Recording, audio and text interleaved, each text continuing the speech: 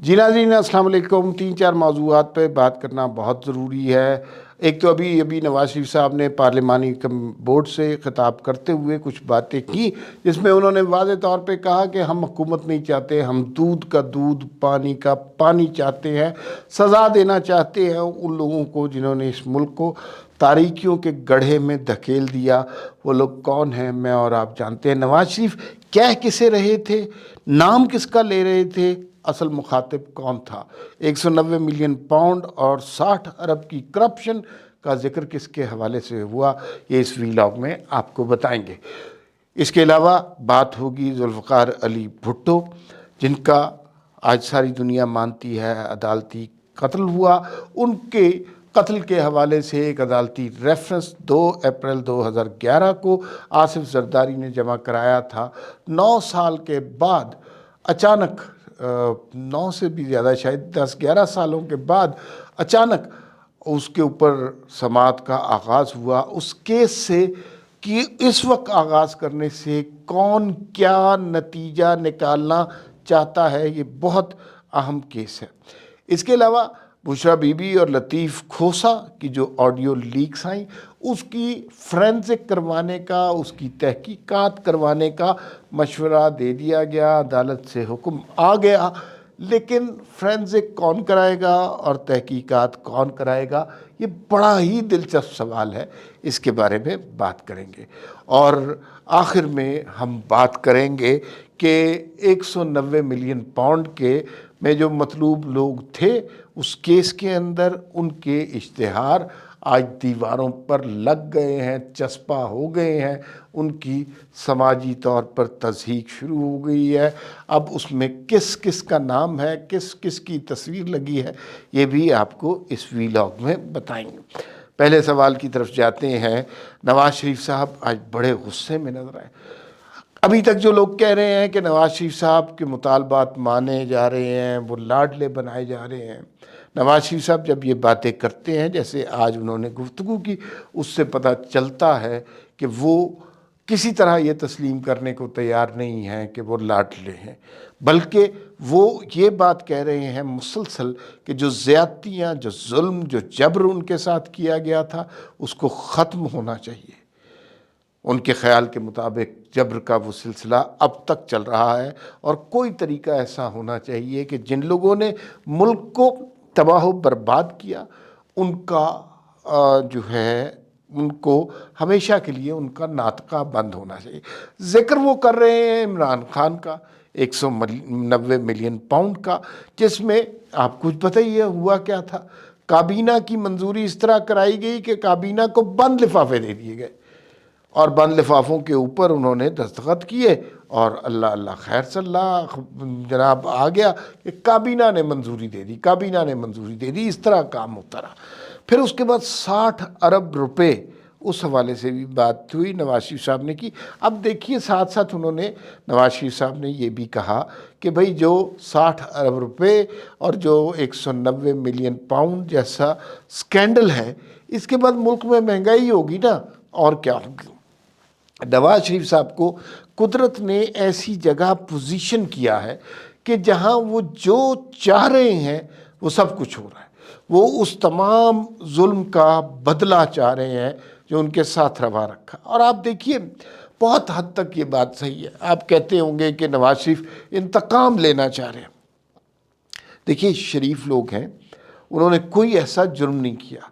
अब तारीख ने बता दिया कि वो जुर्म बुनियादी तौर पे साकिब निसार ने किया। जज अरशद मलिक की ऑडियो के बाद अब कौन सी पर्दा रह गया है कि वो खोसा ने, से साकिब निसार ने, इमरान खान ने, जनरल बाजवा ने, जनरल फैज़ ने ये जुल्म किया। तो जनाब उस जुल्म की वजह से जितनी तौहीन हुई है शरीफ ख़ानदान की, किसी शरीफ आदमी की भी हो तो वो बहुत तकलीफ़ दे हो, लेकिन वो ख़ानदान जो अपनी शराफत की वजह से जाना जाता हो उसके साथ ये हो तो बड़ा जुल्म है। आप ये देख लीजिए कि आपने कोई जुर्म ना किया हो और लंदन में वो जो लोग आपके गिर्द बाहर गालियाँ देते, लोगों को मारते, माँ बहन की गालियाँ देते, पोस्टर लगाते, बैनर उठाते, हर वक्त आपको चोर डाकू कह रहे हैं और आपने वो जुर्म नहीं किया। آپ نے وہ ظلم نہیں کیا تو آپ کا غصہ حق میں جانب ہے. پھر اور یہ سلسلہ 1-2 مہینے نہیں، 1-2 دن نہیں، کئی سال جاری رہا. ہمارے میڈیا میں نواز شریف کا نام آتے ہی غلغلہ مچ جاتا تھا، چور ڈاکو چور ڈاکو، اور جرم انہوں نے نہیں کیا. تو نواز شریف کو اس بات سے مطلب نہیں ہے، اس بات کو وہ مد نظر نہیں رکھ رہے کہ وہ چوتھی دفعہ وزیر اعظم بنیں گے کہ نہیں بنیں گے، مسلم لیگ کی حکومت بنے گی کہ نہیں بنے گی.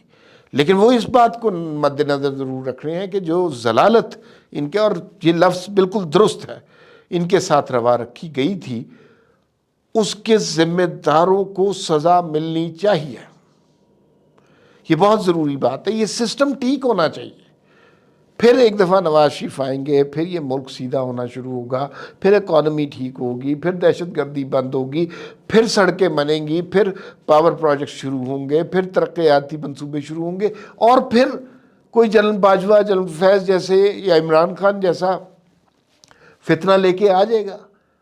کبھی وہ جو ہے ڈان لیگز کے نام پہ، آپ دیکھیے کتنے افسوس کی بات ہے، نعوذ باللہ نعوذ باللہ، نواز شریف کے اوپر توہین کا مقدمہ ڈال دیا گیا، اور یہ کہا گیا سارے میڈیا میں کہ انہوں نے ایک حلف نامہ قومی اسمبلی کا چینج کر دیا ہے تاکہ یہ جو ہے پتہ نہیں کافروں کو ریپرزینٹ کر رہے ہیں. اور اس کے اوپر فیض آباد دھرنا ہو گیا جس میں 1500 لوگوں نے پورے ملک کو معطل کر کے رکھا. تو کوئی بھی مسلمان، آپ خود سوچئے، کوئی بھی مسلمان یہ سوچ سکتا ہے کہ ان پاک شخصیات کی توہین کرے اور پھر وہ پرفارما کوئی بنا کے اس کے اندر یہ بات لکھے؟ آپ خود سوچئے، کوئی شخص یہ کر سکتا ہے؟ لیکن ہمارے یہاں میڈیا پر لوگوں کو یہ یقین دلایا گیا، اور لوگوں نے یقین کیا کیونکہ اس موضوع کے ساتھ ہماری جذباتی مذہبی وابستگی ہے. لوگوں نے یقین کیا، اور اس کے بعد نواز شریف کو کیا کیا کافر. ایک خبر آ گئی بھائی کہ نواز شریف جو ہے ان کی فیکٹری میں 400 انڈین ایجنٹ کام کرتے ہیں.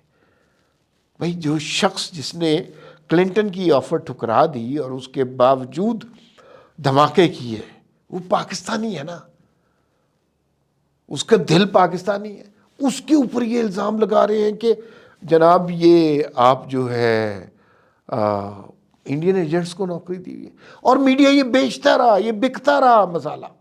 ایک اور صاحب آئے، انہوں نے کہا کہ پتہ نہیں نواز شریف کے $1 ارب جو ہے سنگاپور کے کسی بینک میں، ہانگ کانگ کے. نواز شریف تک جب یہ اطلاع پہنچی، انہوں نے کہا یار کہ میرا ایک مشورہ ہے، جس نے یہ خبر دی ہے نا وہ اس میں سے 90% پیسے خود لے لے، صرف 10% مجھے دے دے.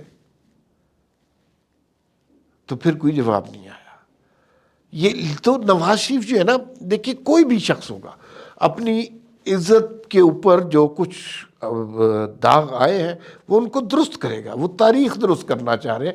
آپ کو یاد ہوگا کہ بیگم کلثوم نواز جب بیمار تھی، یہاں پہ اینکروں نے کہا کہ یہ نواز شریف ڈرامے کر رہے ہیں. بیگم صاحبہ کو اپنے ہی اسپتال میں داخل کر کے جعلی میڈیکل سرٹیفکیٹ بنا لیا، اور پھر انتقال ہوا بیگم صاحبہ کا. تب لوگوں کو یقین آیا. فردوس عاشقہ مان صاحبہ نے کیا کہا؟ انہوں نے کہا کہ نواز شریف نے اپنی ماں کو اس کے تابوت کو کارگو میں پیک کرا کے بھیج دیا، اور ایک کارگو سے آتی ہوئی تصویر بھی دے دی. منسٹر تھی اس وقت. توبہ توبہ توبہ، کس قدر ظالم قسم کے یہ لوگ ہیں اور کس طرح اذیت نہ کرتے. تو نواز شریف کو شاید یہ خواہش نہیں ہے کہ وہ چوتھی دفعہ وزیر اعظم بنے، نہ ہی یہ خواہش ہے کہ وہ آگے مسلم لیگ ہی آئے. لیکن وہ جو داغ ان کے اوپر لگائے گئے ہیں وہ درست کرنا چاہتے ہیں. وہ عمران خان ان کا نام بھی نہیں لے رہے، لیکن اصل میں ان کا دل چاہتا ہے کہ جنرل باجوہ، جنرل فیض کو کٹہرے میں کھڑا کیا جائے، اور جب انہیں موقع ملا وہ ضرور کریں گا، اور کرنا بھی چاہیے. بھئی دیکھیے کہاں تھا ہمارا ملک، کہاں پہنچا دیا. دنیا کی 20 بڑی معیشتوں میں اس ملک نے شامل ہونا تھا، اب کہاں ہے کہ آئی ایم ایف سے قرضے مانگتے پھر رہے ہیں۔ آج مہتاب حیدر کی رپورٹ آئی ہے، انہوں نے کہا جی کہ ہم آئی ایم ایف کے چنگل سے نہیں نکل سکیں گے، اب ہم پھنسے ہیں لمبے ہی، چاہے جس مرضی کی حکومت آ جائے۔ یہ تو اب معاملات ہو گئے۔ تو نواز شریف کا مطالبہ مجھے تو بالکل صحیح لگا، ان کے لہجے میں جو تاسف دکھ ہے اس سے بھی میں اتفاق کرتا ہوں۔ ہونا یہی چاہیے کہ ان ساری غلطیوں کو درست ہونا چاہیے، پھر اس کے بعد آگے بڑھنا چاہیے، اور صرف عمران خان کو قید میں نہیں ہونا چاہیے، جنرل فیض، جنرل باجوہ کو بھی قید میں ہونا چاہیے۔ اچھا، اب ذرا بات کر لیتے ہیں ذوالفقار علی بھٹو کے کیس کے حوالے سے۔ آپ کو پتہ ہے کہ پاکستان میں عوامی مینڈیٹ کا سب سے بڑا قتل یہ 1979 میں بھٹو کو پھانسی دے کے ہوا۔ بھٹو نے پاکستان پہ بڑے احسانات کیے، عالمی سربراہی کانفرنس پاکستان میں ہوئی، سٹیل مل اس زمانے میں لگی، اٹامک پلان ہمارا جو تھا اس کا آغاز بھٹو کے دور میں ہوا۔ اس زمانے میں بھٹو نے ایک چیز ویک کی کہ ہماری اکانومی ٹھیک نہیں رہی، نیشنلائزیشن کی پالیسی کا ہمیں بہت نقصان پہنچا، لیکن فارن افیئرز کے level per Bhutto was a great speaker, great mind, اور انہوں نے وہ اچیو کیا، امریکہ اور یہ وہ چائنا، ملک کا کیا پاکستان کی ویلیو تھی اس زمانے میں۔ لیکن اور 71 کے بعد جب پوری قوم بہت ڈیمورلائز تھی، بھٹو نے جب ان فوجیوں کو بھارت سے واپس لیا، اپنے فوجیوں کو، ان کو ہیرو کا ویلکم دیا، ڈپریشن نہیں کریٹ کیا ملک میں، ان کا پھولوں کی پتیوں سے استقبال کیا۔ لیکن ضیاء الحق صاحب، ان کے دماغ میں پتہ نہیں کیا آیا، اور وہ ملتان کے کور کمانڈر تھے، اور وہ کہتے تھے کہ ان سے زیادہ چاپلوس شخص کوئی نہیں ہے، اور وہ جناب بیٹھے رہے۔ اور بھٹو ایک دفعہ ملتان گئے تو انہوں نے وہ خدمت کی جیسے کوئی نوکر کرتا ہے، اور اس کے بعد وہ چیف بن گئے۔ بھٹو نے چوز کیا، اس کے بعد انہوں نے یہ بھٹو پہ قتل کا مقدمہ ڈال دیا، اور کچھ بھی نہیں تھا اس مقدمے میں۔ مولوی مشتاق لاہور ہائی کورٹ کے، انہوں نے بھٹو کو پھانسی دے دی، 2 سال کیس چلا، سپریم کورٹ میں گیا 3-4 سے، انہوں نے بھی پھانسی دے دی، اور بھٹو کو پھانسی ہو گئی۔ اچھا، آصف زرداری نے پاکستان میں چیزیں درست کرنے کے لیے بہت کچھ کیا، آئین کی سپریمیسی کے لیے بہت کچھ کیا، 18ویں ترمیم انہی کا عطیہ ہے، NFC ایوارڈ انہی کی وجہ سے ہوتا ہے۔ صدر کے اختیارات کم، انہوں نے صدر ہوتے ہوئے کیے، تو ان کا ہے۔ لیکن آصف زرداری کا ایک اور کارنامہ بھی ہے کہ 2 اپریل 2011 کو انہوں نے اسی ریفرنس کے حوالے سے ایک درخواست ڈال دی، بھٹو کیس کے ریفرنس کے حوالے سے۔ اس پہ کچھ سماعتیں ہوئیں، افتخار چودھری نے کچھ باتیں کی، پھر معاملہ ٹھپ، پھر جناب آ گیا بھٹو کیس دوبارہ۔ یہ ابھی پچھلے دنوں دوبارہ زندہ ہو گیا ہے۔ یہ زندہ ہونا اس لیے ضروری ہے کہ ہمیں اپنی تاریخ کو درست کرنا چاہیے، ہمیں تسلیم کرنا چاہیے کہ قائد عوام کو اس طرح عدالتی قتل نہیں ہونا چاہیے تھا، اس سے بڑا ظلم نہیں ہو سکتا۔ پیپلز پارٹی بہت بڑی سیاسی جماعت تھی، اس سیاسی جماعت کو اس وقت کی اسٹیبلشمنٹ جنرل ضیاء الحق نے تباہ و برباد کر دیا، لیکن اس کا نقصان اسٹیبلشمنٹ کو بھی ہوا، پاکستان کو بھی ہوا، اور پیپلز پارٹی کو بھی ہوا۔ جب 1986 میں محترمہ بینظیر بھٹو صاحبہ وطن واپس آئیں، تو اس کے بعد جو انہوں نے 1986 میں جلسہ کیا، وہ بھٹو صاحب کی ساری کارروائی زمین بوس ہو گئی۔ ایک لڑکی 20-21 سال شاید عمر تھی، اس نے ایک ڈکٹیٹر کو عوام کی طاقت سے شکست دے کر دکھایا۔ تو یہ کیس ریوائیو ہونا چاہیے تھا، اور اس کے اوپر کچھ ڈیسیژن ہونا چاہیے تھا۔ اب بات کر لیتے ہیں جی کہ وہ آڈیو لیکس، تو آڈیو لیکس جو بشریٰ بی بی اور لطیف کھوسہ کی ہے، اس کے بارے میں تحقیقات کا حکم ISI کو دیا گیا۔ اب سوال یہ پیدا ہوتا ہے کہ یہ لیک آڈیو کی کس نے تھی، اس کے اوپر ضرور سوچنا چاہیے۔ تو اسی سوال پہ بات ختم کرتے ہیں، فی الوقت اتنا ہی، پھر ملاقات ہوگی۔ اللہ حافظ۔